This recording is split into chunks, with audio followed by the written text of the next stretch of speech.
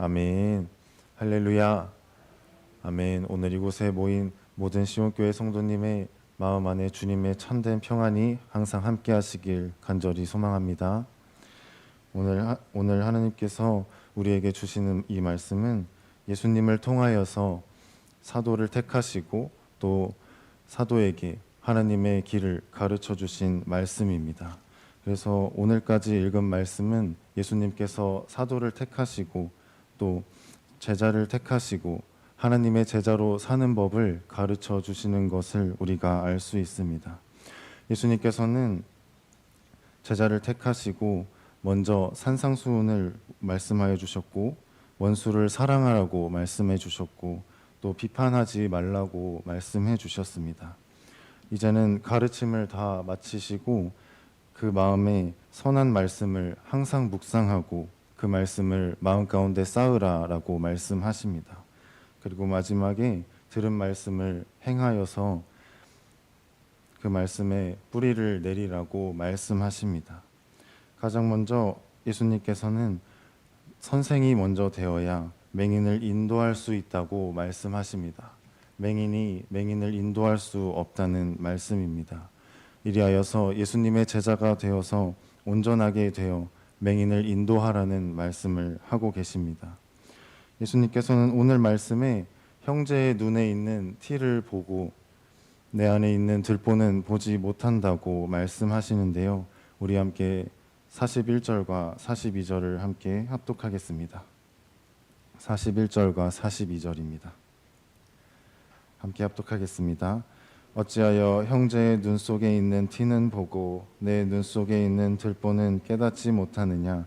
너는 내 눈 속에 있는 들보를 보지 못하면서 어찌하여 형제에게 말하기를 형제여 나로 내 눈 속에 있는 티를 빼게 하라 할 수 있느냐? 외식하는 자여 먼저 내 눈 속에서 들보를 빼라. 그 후에야 내가 밝히 보고 형제의 눈 속에 있는 티를 빼리라. 아멘. 아멘. 예수님께서 형제에게 있는 티를 빼기 전에 내 안에 있는 들보를 먼저 빼라고 말씀하십니다.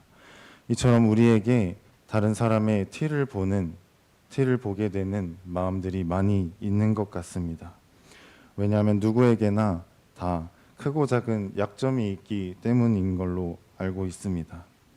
그러나 우리는 주님 안에서 보았을 때 모두 약점이 있고 또 죄가 있는 존재입니다. 저 또한 이 말씀을 묵상하면서 제가 가지고 있는 형제의 티를 보는 모습을 발견할 수 있었습니다. 그런데 신기한 것은 제 안에 있는 그런 부족한 부분 때문에 그것이 투영되어서 남에게 있는 그런 티가 더욱더 잘 보인다는 것이었습니다.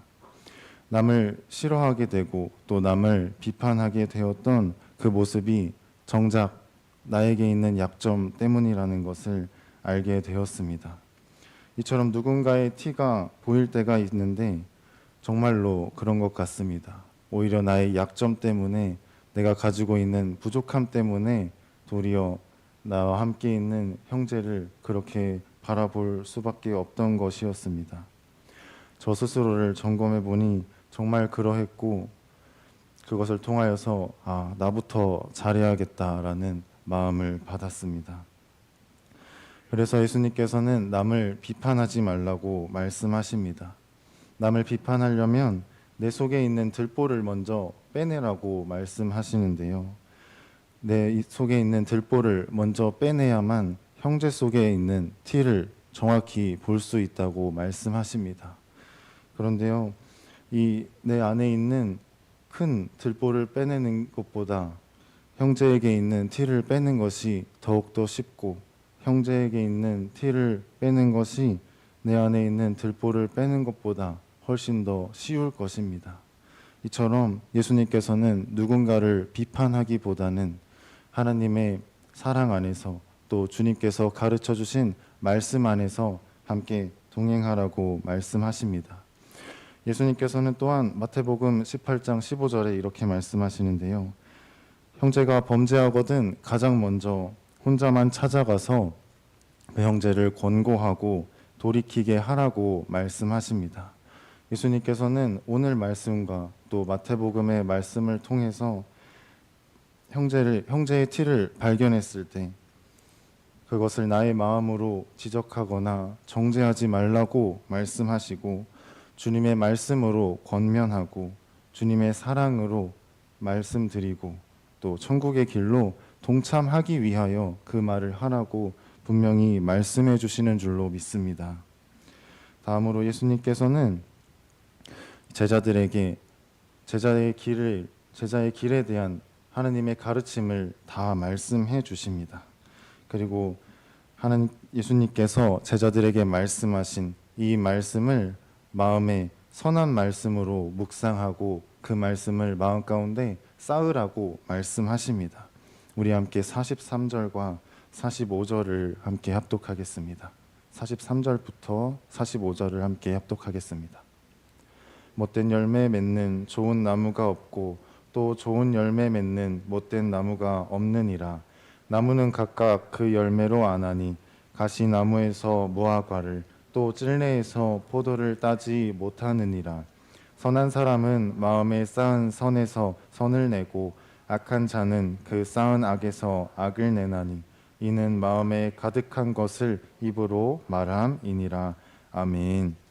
그렇습니다. 예수님께서는 제자들에게 하나님의 길에 대한, 제자의 길에 대한 말씀을 모두 마치셨습니다. 그래서 새로운 말씀을 더 하시기보다는 지금까지 가르쳐 주신 말씀을 자신 안에서 확고히 하기를 원하셨습니다. 이제 예수님께서 가르쳐 주신 이 말씀을 매일마다 묵상하고 나의 삶에 적용하라는 말씀인 것입니다. 우리는 이처럼 예수님의 말씀을 많이 듣고 있습니다. 이제는 예수님께서 우리에게 주신 이 말씀을 우리의 마음밭에 심을 때인 것을 예수님께서 말씀해 주고 계신 것입니다. 우리는 우리의 마음에 좋은 밭을 일궈야 합니다. 또 좋은 씨를 뿌려야 할 것입니다. 그것이 바로 하나님의 말씀으로 우리의 삶이 채워지는 것입니다. 우리의 삶 속에서 하나님의 말씀을 더욱더 묵상하고 하나님의 말씀과 더욱더 가까이 하여서 나의 삶 속에 하나님의 말씀을 더욱더 채우라는 말씀입니다. 제가 전 사역지에서 사역을 할 때 함께 묵상을 하면서 사역을 시작하던 때가 있었습니다. 또 함께 묵상하고 그것을 혼자만의 묵상으로 멈추는 것이 아니라 함께 많이 나누던 때가 있었는데요. 그때마다 항상 나누던 말씀이 있었습니다. 묵상으로 하루를 시작하니까 나의 마음이 변화되는 것 같다는 말씀도 많이 저도 고백하기도 했었고, 또 함께 동역하시는 분들도 많이 말씀하시게 되었습니다. 말씀을 통하여서 나의 마음이 변화가 되고, 또 말씀을 통하여서 나의 마음을 하나님께서 분명히 다스려 주신다는 것을 날마다 체험했던 것입니다. 우리의 마음에 악한 것들을 예수님께서 제하여 주시고 또 없애 주시고 그 속을 예수님의 마음으로, 예수님의 사랑의 마음으로 새롭게 채워 주셨다는 것입니다. 우리가 우리의 힘으로 좋은 나무가 절대 될 수 없을 줄로 믿습니다. 우리의 힘으로 우리의 마음을 온전하게 다스리고 우리의 마음을 하나님께로 가게 할 수 없는 줄로 믿습니다. 오직 예수님의 말씀으로만 그렇게 할 수 있는 줄로 믿습니다. 우리가 스스로 좋은 나무가 되는 것이 아니라 예수님께서 말씀하셨던 것처럼 예수님을 우리의 마음에 모시고, 예수님이라는 좋은 나무를 우리의 마음에 모시고 그 나무에 우리의 가지에 덧붙여야 할 줄로 믿습니다. 그럴 때 예수님께서 우리를 좋은 나무라 불러주시고 좋은 나무와 또 좋은 열매를 맺을 수 있는 능력을 우리에게 허락하여 주시고 또 축복하여 주실 줄 믿습니다. 이제는 예수님께서 그것을 묵상하고 또 들은 것으로 그치는 것이 아니라 들은 것을 행하라고 말씀하십니다. 우리 함께 46절과 47절을 함께 합독하겠습니다. 너희는 나를 불러 주여 주여 하면서도 어찌하여 내가 말하는 것을 행하지 않느냐? 내게 나와 나의 말을 듣고 행하는 자마다 누구와 같은 것을 너희에게 보이리라. 아멘. 아멘. 예수님께서 47절에 말씀하신 것은 쉽게 풀면은 내게 나와서 행하는 자는 이렇게 행하더라라고 말씀하시는 것입니다. 이제는 예수님께 계획을 여쭙기보다 예수님께 나의 삶에서 행하실 일들, 나의 삶에 가르치시고 내가 행해야 할 바를 여쭤보기보다 그것을 순종할 수 있는 그런 믿음을 길러야 한다고 예수님께서 말씀하고 계시는 겁니다. 우리 성도님께서는 혹시 하나님께 받으신 하나님의 우리를 향한 삶의 계획과 또 혹은 하나님께서 허락하여 주신 약속의 말씀이 있으십니까? 있으신 줄로 믿습니다. 네, 저도 하나님께서 저에게 은혜로 허락하여 주신 약속의 말씀과 또 저의 삶에 계획하셨다 말씀하여 주신 계획들이 있었습니다. 그것을 받을 때 너무나도 기쁘고 또 하나님께서 나에게 함께 하신다는 믿음의 확신을 주님께서 주실 수 있었습니다. 그러나 그것을 순종하고 또 그것을 순종하면서 나의 삶에 있는 다른 가지들을 떼어내는 것은 정말 쉽지 않았습니다. 하나님께서는 또 예수님께서는 오늘 말씀을 통하여서 이러한 하나님의 말씀을 받은 것을 기억하고 또 그것을 분명히 행해야 하는 것을 우리에게 말씀해 주시고 우리의 삶 속에서 그것을 다시 한번 점검하고 주님 안에서 함께 동행하여 나가자고 말씀하십니다. 우리는 이처럼 예수님의 많은 가르침을 받고 또 계획과 약속뿐만 아니라 많은 하나님의 은혜의 말씀과 예수님의 가르침을 받고 있습니다. 오늘 우리에게 주신 말씀은 형제를 비판하지 말라는 말씀입니다. 형제를 나의 마음으로 나의 의로 비판하지 말고 예수님의 사랑의 말씀으로 또 천국의 길로 인도하는 말씀으로 함께 권면하라고 분명히 말씀해주고 계십니다. 우리의 삶 속에서 하나님께서 이러한 때가 있을 거라고 말씀하시는 것 같습니다. 예수님께서 우리의 삶 속에서 형제를 비판하고 싶은 마음, 또 형제를 정죄하거나 또 나의 좋은 마음으로 형제를 조정하려고 하는 마음이 들 때가 있을 거라고 말씀하시는 것 같습니다. 그러나 그때에 우리의 생각을 내려놓고 하나님의 말씀에 순종함으로 우리의 마음속에 순종의 뿌리를 내려서 고난이 닥쳐올 때 그것을 능히 이기라고 말씀하여 주시는 줄로 믿습니다.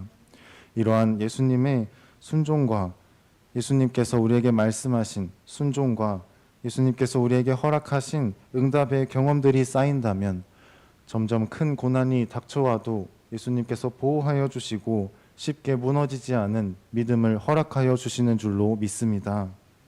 우리가 그렇게 예수님께 받은 말씀을 지키게 하여 주시옵소서 예수님께 기도로 구하고 우리의 삶 속에서 실제로 그런 순종의 순간이 왔을 때 나의 마음을 내려놓고 예수님께서 그때에 주시는 믿음의 말씀으로 담대히 승리하고 또 순종할 때에 우리의 삶에서 그 순간 주님의 임재를 발견하고 주님께서 나의 삶에 임재하여 주심을 보여주고 또 고난을 넘어서 예수님의 가르쳐 주신 제자의 길로 승리하게 하여 주실 줄로 믿습니다.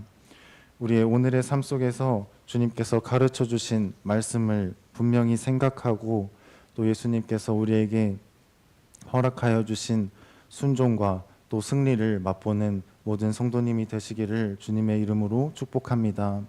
아멘.